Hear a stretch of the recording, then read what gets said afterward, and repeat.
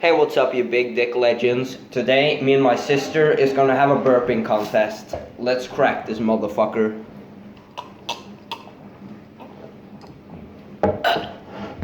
Jeg gulpa det opp.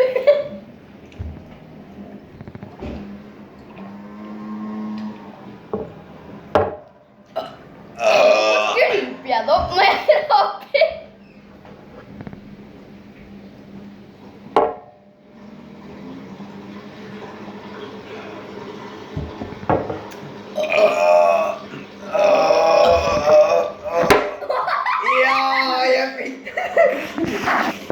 Okay, so I got the challenge. I fucked up the phone by burping, guys.